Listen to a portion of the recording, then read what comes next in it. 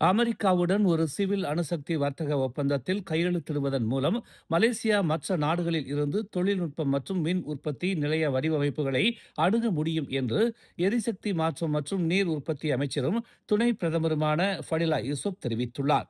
123 ஒப்பந்தம் என்று அழைக்கப்படும் ஒரு சிவில் அணுசக்தி ஒப்பந்தத்தில் கையெழுத்திட வேண்டிய அவசியத்தை மலேசியா தற்போது ஆராய்ந்து வருவதாக ஃபடிலா யூசுப் தெரிவித்தார். இது அமெரிக்க அணுசக்தி தொழில்நுட்பத்தை இறக்குமதி செய்யும் நாடுகளுக்கு அமைதியான நோக்கங்களுக்காக மட்டுமே பயன்படுத்தப்படும் என்ற உத்தரவாதங்களை வழங்குவது உட்பட நிபந்தனைகளையும் அமைக்கிறது என்று அவர் சுட்டிக்காட்டினார். இந்த ஒப்பந்தத்தின் மூலம் ஜப்பான், பிரான்ஸ் மற்றும் தென்கொரியா போன்ற பிற நாடுகளில் இருந்து ஆலைகளின் வடிவமைப்புகள் மற்றும் தொழில்நுட்பத்தை அணுக மலேசியா வாய்ப்பை பெற முடியும் என்று அவர் கூறினார். இந்தோனேசியா, பிலிப்பைன்ஸ் மற்றும் சிங்கப்பூர் போன்ற பிற ஆசியான் நாடுகளும் அமெரிக்காவுடன் இதே போன்ற ஒப்பந்தங்களில் கையெழுத்திட்டுள்ளன.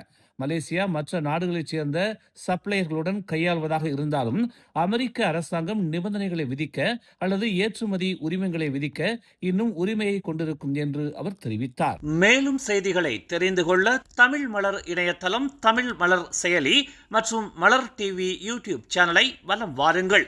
எங்களோடு இணைந்திருக்க மலர் டிவியை பதிவு செய்து கொள்ளுங்கள். உறவுகள் மகிழ்ந்திட விருப்பம் மற்றும் பகிர்வு சேவையை சொடுக்கிடுங்கள்.